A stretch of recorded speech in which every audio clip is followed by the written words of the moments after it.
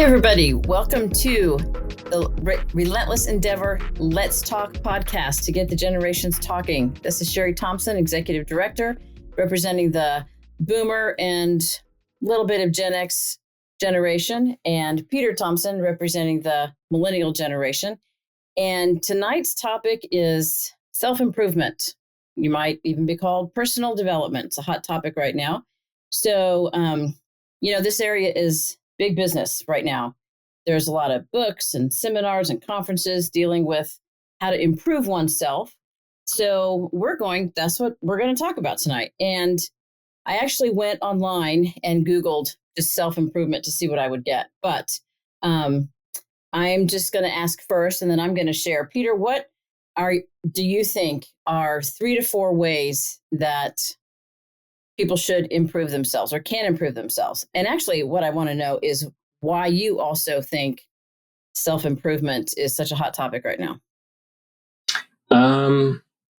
Okay, big question. I would say there's multiple ways people can work on improving themselves. I'd say one of the reasons that it's such a big one is a lot of people are realizing that quote unquote soft skills are more important than hard skills a lot of the time. Hard skills being more technical things that are taught in a school,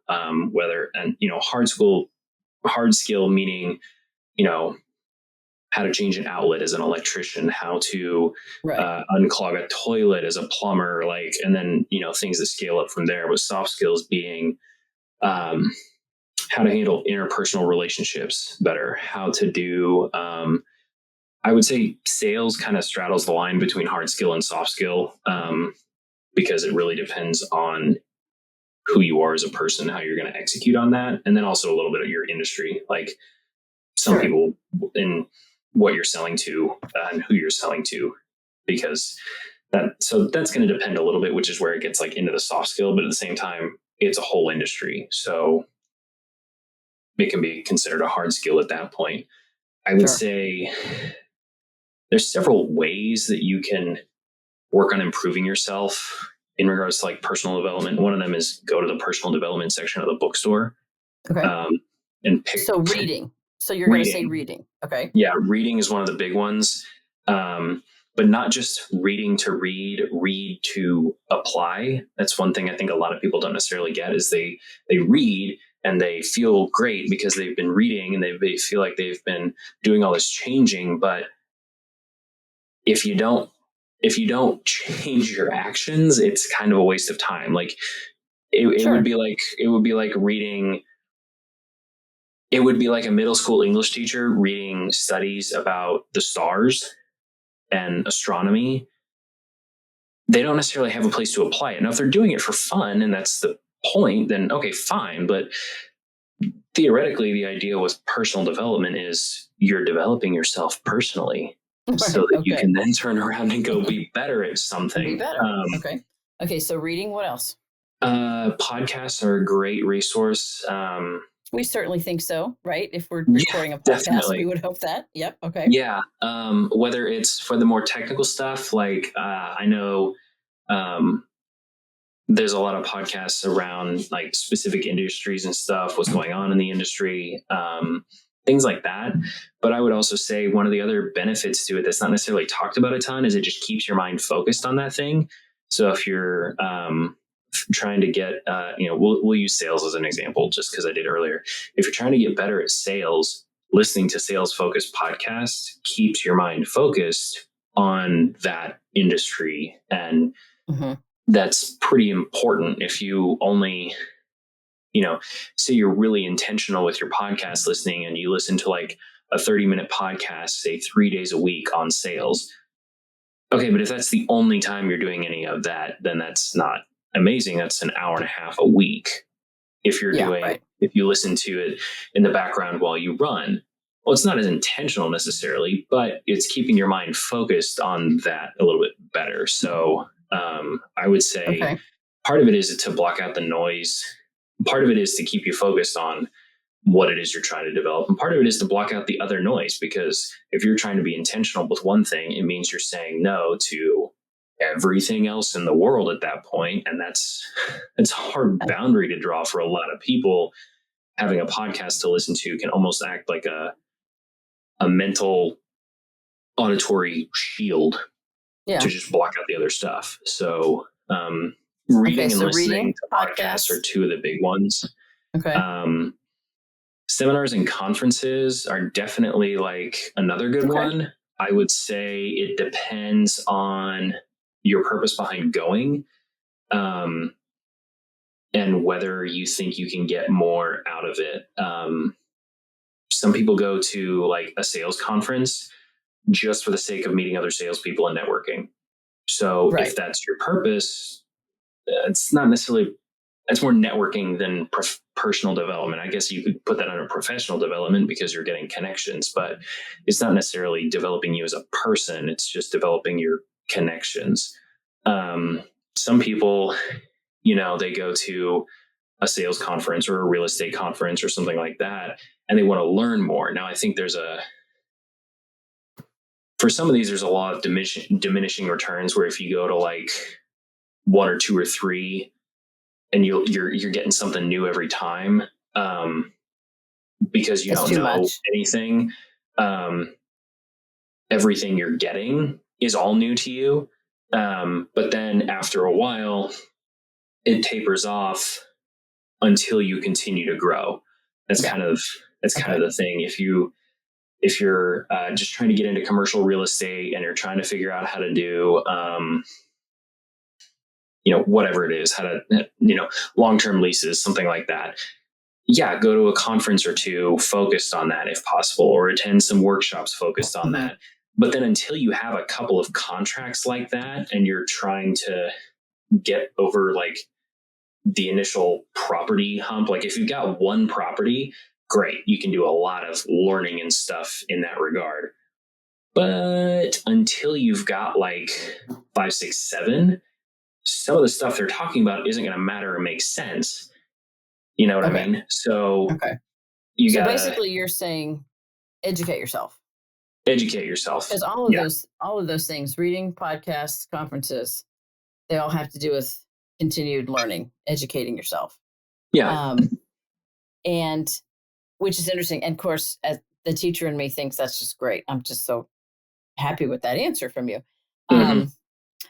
I asked myself that same question, just jotted down the first 3 things that came to my mind. And so I put down learn something new often, like keep learning new things all the time. Be around people who challenge you to be better in different areas of life that you want to grow in. So if I want to grow in exercising, then I got to get around other people that are exercising. If I want to be better in business, then I need to be around people who are growing in business. If I want to be better in my faith, I need to be hanging around people who are able to challenge me and grow me in that area. So that association piece is really important. And then the last one I had put was to take care of your physical, emotional, and spiritual self, to like do the hard inner work that needs to get done.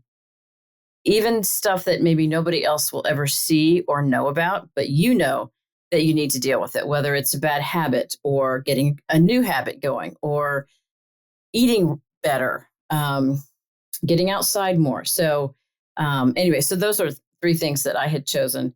But I actually just Googled, good ideas for self-improvement. And I had 15 that came up on a list. And I just want to read through these because I thought they were interesting. And then we're going to tackle just a few of them. So the number 1 was to get more rest, which was so interesting to me. I cannot wait to talk about that. The second one was to read books. Third was to start a gratitude journal. They also had in there, learn a new language, meditate, write in a journal, which is kind of the same as a gratitude. It's still journaling. Eating healthy, physically moving, practice kindness, which I thought was interesting. Spend more time outdoors. Develop a list of goals, which was pretty far down the list. And then this one really stood out to me. We're going to talk about this, but work to improve your fear of failure. Interesting. Okay. Limit activities that drain your energy. Fair. which if everybody did that, maybe, half the workforce would probably stay home. So we really can't entirely do that. Yeah. Practice saying no, in other words, setting boundaries, and then do the inner work of kind of self-awareness, decision-making. And so after I had this list, I actually called my parents. So my parents are part of the greatest generation. They're 86. And I asked them to share 3 things separately. They did not hear each other's answers. And I just thought this would be interesting for people to hear. So my mom said to stay physically healthy, Okay. to keep learning, and to grow in your faith. And then my dad said, go to church, read history and literature, Okay. and stay current with the news. Which I thought those were both, they both had the faith piece because that's important to them. But I thought that was really interesting, that he was so specific about read about history and read good literature. And then, be sure that you're staying current with the news. Anyway, so pretty different list from the 15 that I just read. Yeah. At all. In fact, on the 15, there was really no mention of faith at all. And really, reading books, but really not that much about learning new things. So, all right. So we're going to take a couple of these, and I just want to ask you some questions, and we'll compare the millennial generation with the boomer generation on this one. So, let's talk about rest. I thought that was so interesting. That was the number one thing, was to get more rest. So, let me ask you, Peter, how much sleep do you get in an average night? It's been a little bit less since we moved into our new place, just because there's been a lot to do. Sure. But just on average. On average, I got probably 7 hours. Okay. Yeah, if I go to, because I gotta, probably 6.5 to 7 hours, give or take. Okay. Has that, is that different from past years? Oh yeah. I used to get 5 or 6. So it's gone up more. I would say that's more, it's more to do with getting married and marrying a morning person than anything specific to me. Than your choice. Okay. Yeah. So I would say living with someone else has had the bigger impact on that. Well, I think that's good. I probably get 7. I'm trying for 8, but honestly, I cannot sleep for 8 hours. My body won't let me sleep 8 hours. So I'm trying to get to 8 hours, but I'm typically right around 7. So if I go to bed at 10 o'clock, I could be waking up at 5, just wide awake. So interesting. I know it's kind of crazy, but there's sleep and there's rest. So it said, to get more rest. And I think rest is not just sleep. It's, not going 100 miles an hour, not being involved in something all the time, maybe just taking a walk or sitting outside, or, for some people reading a book, or taking a nap. I guess that's sleeping again. But why do you think, or where do you see your generation on this idea of sleep? Do you think that there's this resistance to getting rest, that somehow that doesn't, obviously that's the number one thing that people are saying you need to do to improve yourself. There's a lot of people not getting good rest. I think there used to be a bigger focus on how do I put this? I think a lack of rest was normal for a long time for millennials. It was kind of the tail end of that work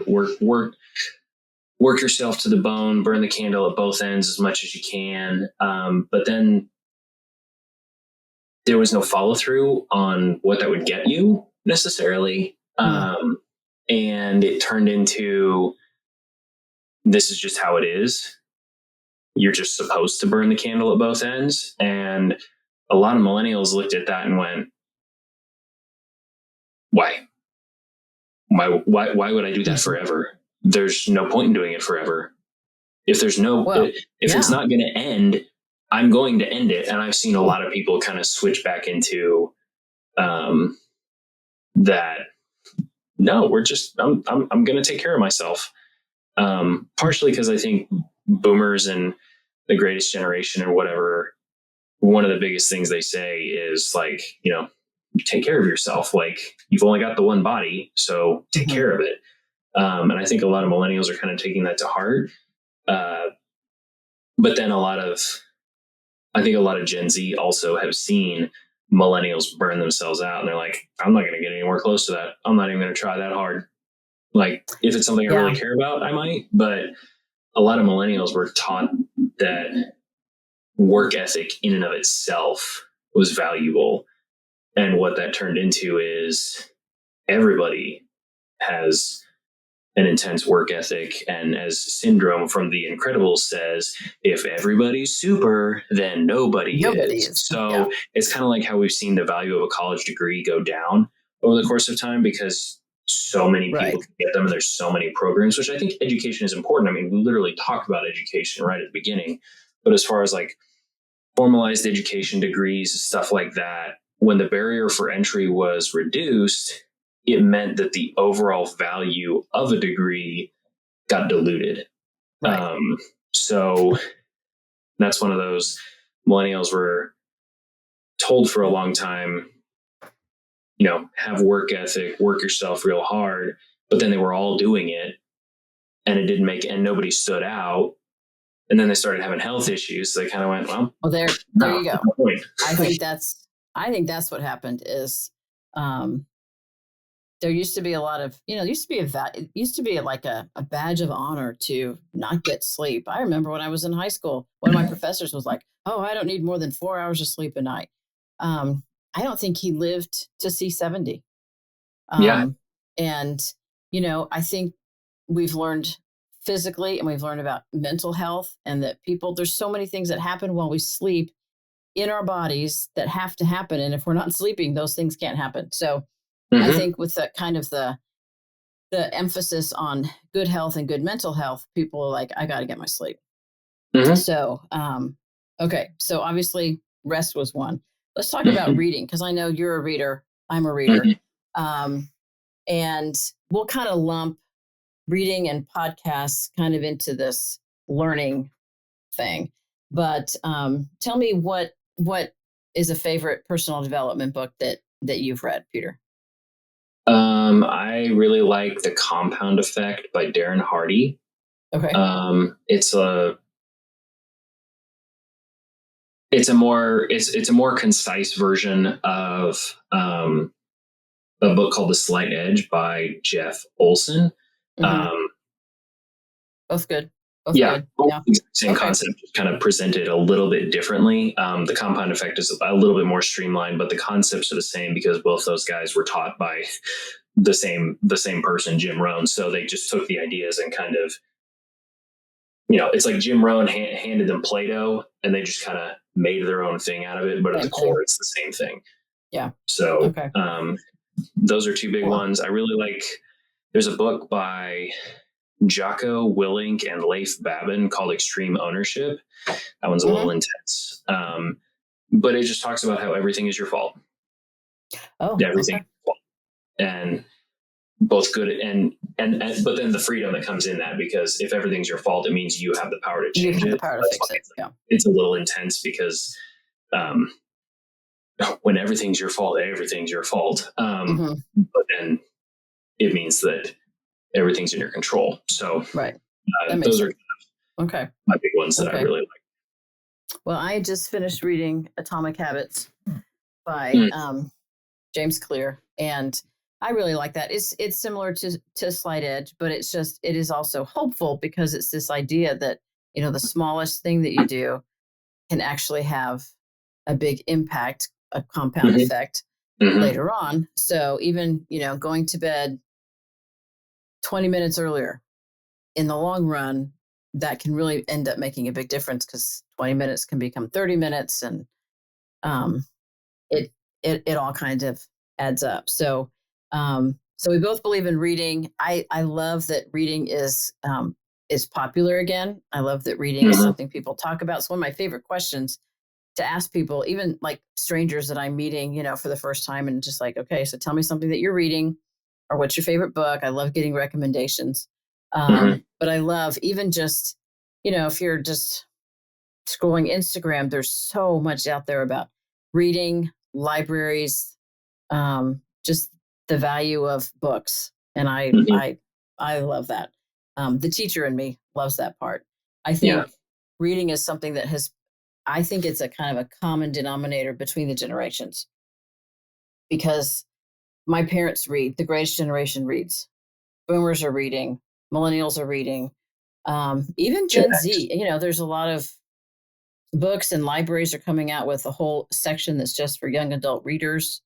Um, and so I think there's so many genres of books that tends to be something that spans the generations.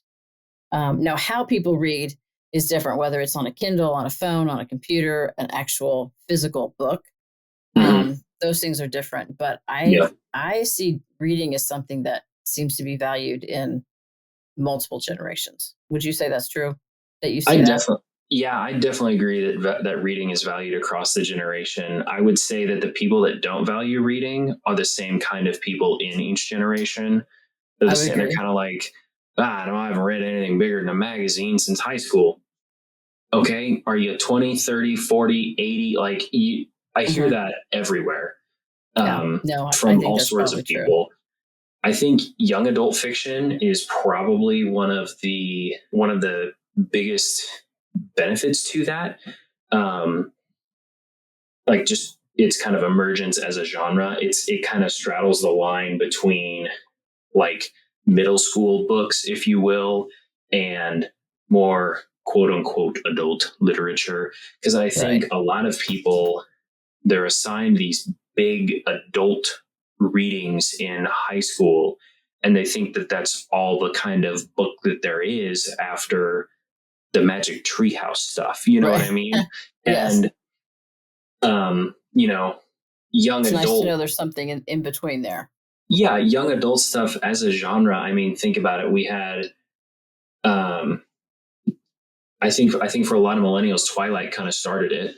Twilight Hmm. started it. The Hunger Games followed up after that, and then it became Divergent, and the Percy Jackson series was kind of running all through there. And one of the things I like about those books in particular is the barrier for entry is really low. Yeah. They're not difficult to read, but the characters are still kind of interesting, and they're almost like gateway books where people will read. Um, they'll read something that is considered quote unquote young adult, if you will. And then they find something they enjoy about it and they're like, oh, I want to read other books like this. And then Hmm. they kind of ascend different levels of reading a little bit. Um, there's a there's an entire genre of there's an entire subsection of social media called book talk or bookstagram or whatever, and Yeah. it's Right. people that Right. love reading and they'll put together like playlists of, if you liked this book you should read this book next, if you like this Hmm. book you should read this book next, because they're similar in these ways and stuff. And I think that interconnectedness is one of the benefits, because I remember in college it was astounding that Pandora Music existed, and it would read the kind of music you like to listen to and then introduce new artists. Like it used to Sure. be a word of Sure. mouth, or going to a record store was the only way to find new music. And now with the advent of social media, we have so many different ways that people are able to connect and talk about things, that you've got personal development Instagrams. Like the Right. whole account is based on personal development books. Yeah. I think that's really Right. cool. So like people have access to knowledge at a level they never have before. But more than that, they have access to other people with access to that Hmm. knowledge. So you can talk Yeah. about There's it. You kind of can sit there and a go, community there. yeah, you see all Yeah. these people talking about, oh my gosh, I loved reading The Infinite Game by Simon Sinek. It was so good. I never thought Right. about it that way before. Okay, cool. You can have an online discussion about that. Whereas before, I remember growing up, I was one of the only people that I knew that was interested in Star Wars at the level that I was. Mm-hmm. So the only people that I could talk to about it were you and dad, because you were the only ones that would listen to me, you know? But now you've got Star Wars themed TikTok accounts and Star Wars themed Instagram Mm-hmm. communities, and you've got all this stuff. People are more interconnected. You were just ahead of your time, Peter. Well, it just means that people are able to actually like know that they're not alone, I Oh, think, in absolutely. a lot of ways. So Absolutely. I think Yeah. that's one of the benefits to this personal development stuff is I can go search, start with why, and there's a million conversations happening online about it, and people can Mm-hmm. bring their own take on it, or how they applied what it was, which can give you other ideas for how you can apply it. And it's almost like you take the textbook knowledge and then you have to apply it in the real world. And listening to how other people have applied it is kind of bridges the gap in a way Right. that just a book is never going to be able to. Right. I will say there's probably not as many self-improvement books for younger generations. There's a lot of fiction. Mm-hmm. But I think if you're reading and you're getting a love of reading, that then as you grow up and you want to work on self-improvement, you already have that reading skill. You have that ability to read and to sit still for a long time and look at words and actually process them. So um, yeah, I think it's great in all ages, obviously, to be reading. But Mm-hmm. okay, let's move on to journaling. So I journal. I journal pretty much every single day. I really believe in journaling because it just kind of clears for me. It kind of clears my thoughts when I'm just thinking my thoughts. I can have 40 different thoughts going on at the same time. From my grocery list, I got to water the yard. What did my husband ask me to get at the store? And I got to do this podcast later. And I'm trying to, think through all these things at the same time. When I'm Mm-hmm. journaling, I'm not journaling about 20 things at the same time. There's only Mm-hmm. one thing coming out of the end of my pen. So I do journal every day. I really believe in it. I haven't done the gratitude journal piece so much. I do have friends that do that, and I think that would be something good to incorporate into my daily journal. Is just, at the end today, I'm grateful for blank. Um, Yeah. but do you journal? I mean, I know you. I've seen you keep a notebook, but do you journal your day as far as, well, I guess there's different kinds of journaling. There's here's what I'm going to get done today, but there's also here's what I learned today, here's what my goals are, here's what I'm thinking about, maybe some prayers. Do you journal on a regular basis, and do you see and know about your peers journaling? As far as peers, I don't know off the top of my head. It kind of depends on how you define journaling, I think. I know a lot of people that will, um, Let's say writing more than 5 minutes a day about something about your inner self, whether it's goals or dreams or prayers or. I would say I know a fair number of people that probably do that. We don't talk about it necessarily, but I know a fair number of people that are like pretty intentional with their personal development. They're reading and listening to stuff every single day. They're having intentional conversations with people, that sort of thing. So I would imagine, kind of like you were saying, there's too much going on in one's head. You got to pull it out somewhere, and they just kind Mhm. of recap it a little bit. I used to do a lot more like daily recap, stream of consciousness kind of stuff at night in a notebook, but that took forever because I was recapping my whole day. Oh yeah. And it was multiple pages every night. And eventually I just couldn't do it anymore. Um, Lately, what I do is I do like morning journaling, which is almost a little counter to what No, I journal in the you were morning. talking about. But like, I totally journal in the uh, morning. I'm gonna talk about this on probably my main Instagram at some point soon. Um, I'm a little bit out of practice. I took a trip with my wife, and things I didn't keep up with it, and it's been harder to kind of get back into it. Just we took a trip and then we moved, and now we're trying to take care of a new place.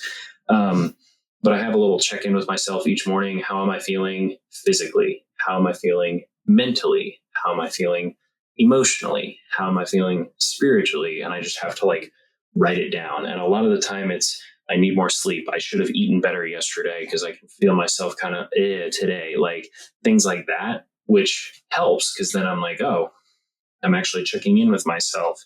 Mm-hmm. And then I picked this up from a coworker. He was talking about his gratitude journal, and he was talking about, the 3 things that he writes he writes 3 things every single day that he's grateful for. So I just put down, I do my check-in in those 4 areas, and then I write down 3 things that I'm grateful for every day. And sometimes I repeat. Most of the time I don't. But family shows up pretty consistently. But it's like a specific section. So I'm thankful for family that's extended. I like texting them, kind of a thing. Mm-hmm. Stuff like that. And then after that, I just typically do like a to-do list in different categories of my life. What do I want to get done? I try not to keep like job work stuff in that. I like to try and keep that separate, just because I don't need that cluttering my personal stuff up. At this point, I've taken a number of years to really be able to switch on and switch off a corporate kind of brain, corporate persona. So I can switch it on when I need to and switch it off when I'm done and not think about it. Okay. But that took a lot of time to develop. So then I'll do, who do I want to reach out to today? What do I want to, what's my plan for my Bible reading today? What workout am I going to do? I just try and get these things written down, mm-hmm. so that as I go throughout the day, like what podcast do I want to listen to? Or what sermon or teaching do I want to listen to? Have it written down first so that I can check in on it later. Like after I've done it, I can check it off the list. I did that. If I have notes, I can file them under, this is what I read today. This is what I got out of it, that kind of thing. But if I don't have that morning check-in with my task list, essentially, mm-hmm. It's just you're just all over the place. Yeah. So yeah, that's smart. Okay. So we've got a little bit of time left. I want to just hammer down on this last one. Working to improve your fear of failure, which I have to just say, the English teacher in me thinks that the wording of that sounds really bad, because if you're working to improve something, you're working to get better at it, right? It's so because it is bad. So, right? Okay, it's not just me. This person should have said working to overcome your fear of failure, not mm-hmm. working to improve, because that means you're trying to get more fearful. So yeah, it should be either working to overcome your fear of failure or improve your attitude around failure. There you go. Okay, so I'm not crazy. No. But I thought this was interesting that it landed on these, top things that people can do to improve themselves, which means that a lot of people must be really afraid of failure. And so it's something that so many people need to be working on. So I would say that it's been my experience that everybody does have some kind of fear of something, or failing in some area. It could be failing in work, failing in business, failing in finances, failing in a relationship, failing in my workout. I mean, there's, it's kind of hanging over us, this idea of fear. Mm-hmm. But I loved what you said about changing your attitude about fear. So, or your attitude about failure. So I want us to talk about that. But since we're talking about overcoming fear, what I would say that one of the ways that we need to overcome fear is to actually do the thing that is causing us to be afraid. If I am afraid to, assert myself in a business meeting, then what I need to do is practice asserting myself maybe in small steps in a business meeting. If Mm-hmm. I am afraid to meet new people, then what I need to do is get out there and meet new people, because the more you do the thing that you're afraid to do, the less you are afraid of it. It kind of becomes that thing that, oh, I conquered that. I can now do that. But so that's what I would think most people should do to overcome their fears. Do you have any other ideas of ways that people can work to overcome their fears? Or do you think, and is that something, I guess, let me say this first too. My generation, we really did not grow up talking about overcoming our fears. I don't remember any conversations about, I mean, we talked about getting better at something, but pretty much we talked about, it was just kind of a static thing. So if I have a fear of public speaking, then I just don't speak in public because I just hate public speaking. And so I'm just not going to speak in public. And we did not talk about overcoming our fears unless it was something like, I need to fly and I hate to fly. And then we would talk about maybe overcoming that. But as far as just daily stuff that people are afraid to do, I don't recall my generation talking so much about, oh, you need to overcome your fear. But I'm hearing it a lot from younger generations. So I think that is something that is different. We just kind of learn to live with our fears. But I feel like the younger generations are like, no, face your fears and deal with them. So tell me your perspective, Peter, as far as, do you have conversations? Do you hear people in your generation talking about overcoming fears and getting better at things that they used to hate doing or used to be afraid of doing? And then what might be some other ways that you can think of to overcome fears? Yeah, I would say some people do. Typically, it's the people that are already focused on personal development that are talking about these things. I know some people that just aren't, and they just don't care, and they just kind of just live in their They're fear. just going to stake in their fear. Okay. Just going to Yeah. take it. Okay. I would say, so yeah, some people definitely just live in it, and some people work to overcome it. I would say I'd agree with you that, to an extent, action cures fear. Do the thing and you shall have the power. I forget what book that's from, but basically, like, the thing that you're scared of most is the thing that you need to go do. Because at the end of the day, emotions are just chemical impulses. Like, fear is something that was created to keep people alive. Be afraid of the bear, be afraid Right. of falling off a cliff. That's why people have a fear of heights, because you can look at it and know, and your brain at like a primal instinctive level knows, if I fall, it will hurt really bad and I may die. Like, Right. it's just kind of hard coded into human DNA. At the same time, there's not a lot of things to like genuinely be afraid of these days. Like, fear is, not to get too psychoanalytical or anything, but like the things that we're afraid of are social situations. That's really not a big in thing our to be culture and afraid in of. this time, I would say that's true. I think in other countries and other situations, Oh, totally. they face some very different situations. But yes, for like Middle America right here, I would agree. Yeah, I mean, I would say, this is I'm going to date the podcast. This is 2024. It's August of 2024 that we're recording this. 4 years ago, that was kind of a dangerous time to be in certain cities.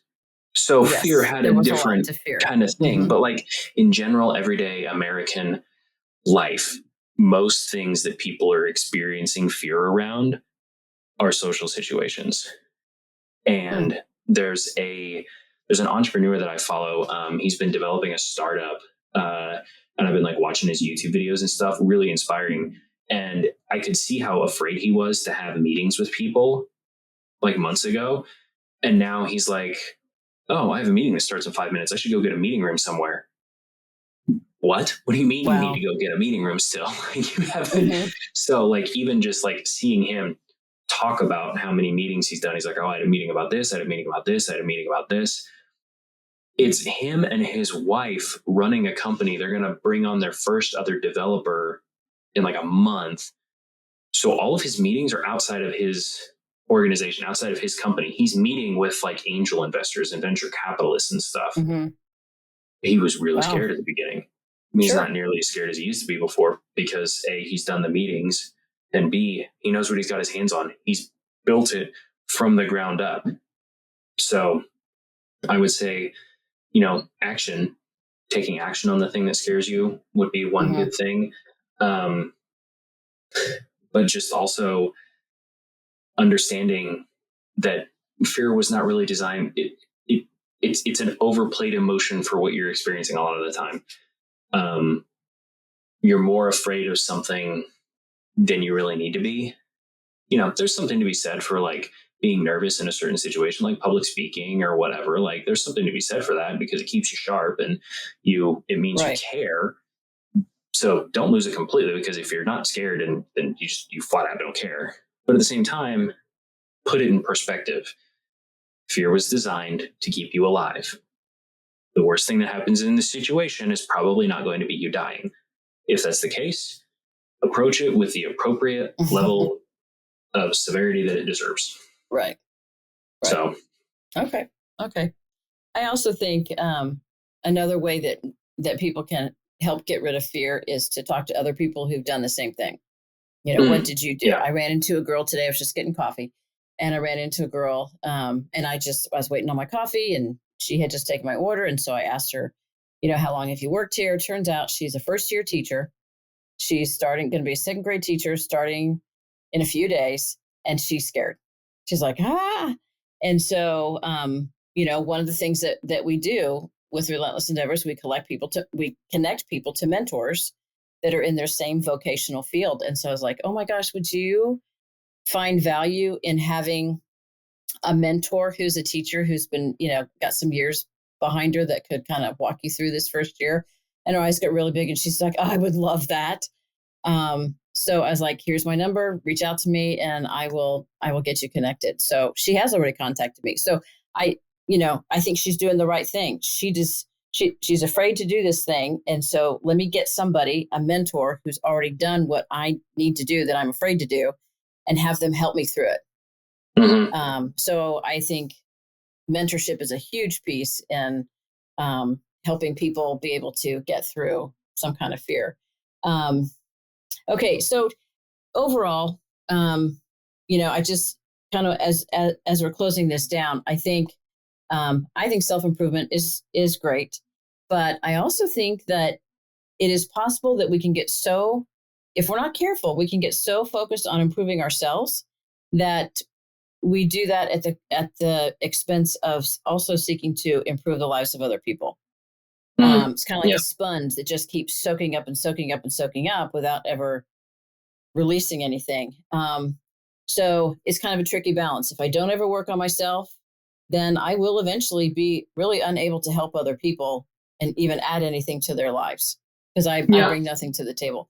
But if I only work on myself, then I'm so focused on myself that I'm really not seeing the needs of other people around me. So we have to kind of hold those in both hands, working on myself, but also looking around me to see who else I can help. And then, obviously as a Christian, I know that there's only so much that the world can offer.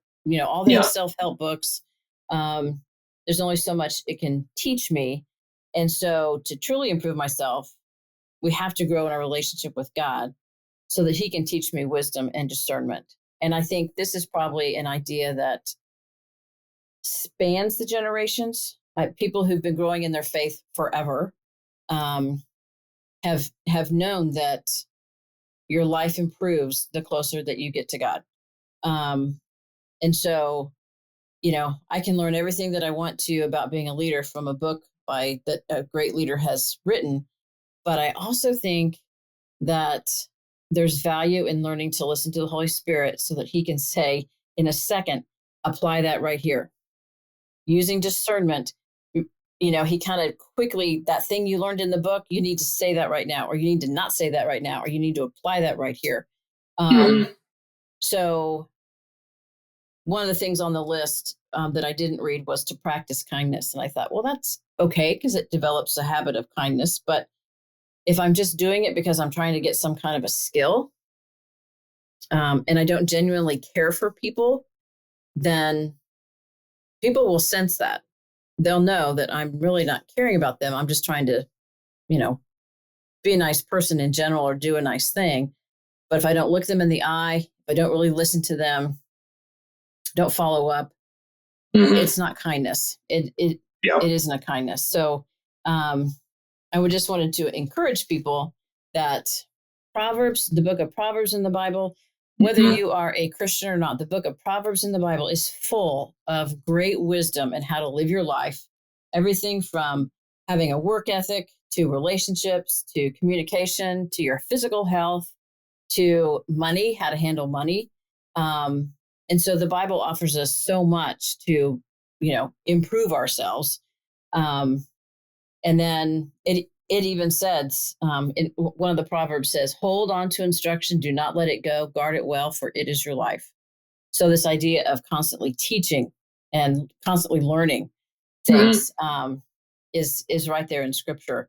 And James, in the book of James, he's the one that said faith without works is dead. So I can know all this good information, but if I'm not applying it, then it's really not self-improvement. It's just knowledge without legs on it, without any feet to go anywhere.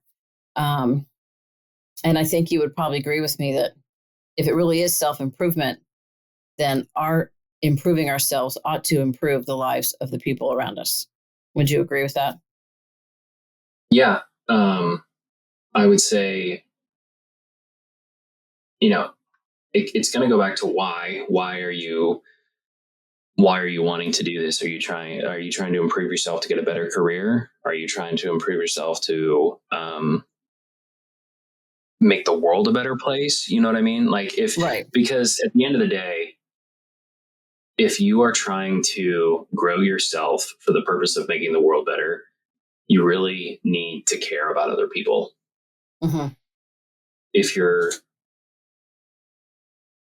I would say caring about other people is caring about people, not other people. Caring about people is the root of self-improvement, because you yourself are a person and you have to care about yourself enough to get better. You have to also care about other people to learn applicable things. Right. Because you can read all sorts of books and sit in the great big ivory tower of theory and never apply any of it, like you were talking about. And you're no better than someone, you're no better than a scientist who's just studying for the sake of studying. And not sharing that with anybody else. Exactly. So you have to care about people, including yourself in that people category. But then I think life is so much easier and so much better when you're looking at other people and focused on them instead of yourself. So if you use the attitude of, I want to be better for the sake of the world, it's going to change the way you look at things. I think most people start their personal development journey out from a selfish situation where they're like, I gotta take better care of myself. Oh, of course. I gotta be better about my time. I gotta do, it's focused on them. But eventually you get to a point where you're good enough. You can turn around and start giving it to other people. And if you find an outlet to be able to give it to other people, that's also the best way. That's the best way to also make sure that you yourself can continue to improve, because you're helping other people level up, which is going to force you to either level up or walk away from them, because they're going to pass you by. So getting in a situation where you can receive from someone for the purpose of also passing on to someone else. What is that, a Paul Timothy Titus situation or something like that? Yeah. It is. Discipleship tree, for lack of a better term. Yeah. Whether you're affiliated with an organized religion or not, you can call it a mentorship tree if you want, where someone is pouring into you, you're pouring into someone else, and that someone else is eventually going to pour into someone else. Because if you're not pouring into other people, you're gonna get gridlocked in your head. You are only going to ever reach a certain level by yourself. there have to be other people involved for you to either grow a company, pour yourself out to, like, there have to be other people. And I think once people finally hit that point, it unlocks, it's almost like learning a new language, unlocking a new country for you. It just unlocks an entirely new experience in the world. So reading books, good. Listening to podcasts, great. Overcoming fear is kind of the stepping stone to that. Practicing kindness. You have to be kind to yourself, but also be kind to other people, you know? And in my experience, people kind of struggle with one or the other. If they're not kind to other people, it's because they're probably not kind to themselves.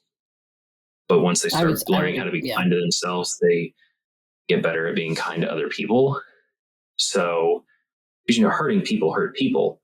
Right. So if you use this personal development tools as a way to, for lack of a better phrase, heal thyself, physician, figure out, oh, this was my fault. Oh, that happened to me. And it wasn't necessarily my fault that it happened, because, it's not necessarily your fault if you get laid off because the company's downsizing, but you could potentially be looking other places if you can read the writing on the wall.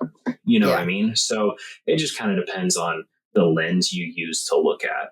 And I think once you get out of your own head a little enough, and start focusing on other people, it brings it back around to, it makes the world better. Yep, I would agree. And I just close with this one thing. I really think if our self-improvement is not improving the lives around us, it's really not self-improvement. It's selfish improvement. It's selfish. Yeah, I would agree. So, okay. Well, good talk, Peter. Thanks for your input. I encourage everybody, if you do not have a plan to do some things maybe that are on this list, that you would consider those. And if you have any comments about self-improvement, we would love to hear them in the comment section. Yeah, absolutely. So thanks for listening. And we will look for you next time on the Relentless Endeavor Let's Talk podcast to get the generations talking. The views expressed in this podcast are personal opinions and do not reflect those of any organization. The speakers are not licensed therapists, and their insights are based on their own experiences. This podcast is for informational purposes only and should not be considered professional advice. Listeners are encouraged to seek qualified professionals for specific guidance. And by accessing this podcast, you agree that the individuals speaking in this podcast are not liable for any outcomes or consequences that may arise as a result.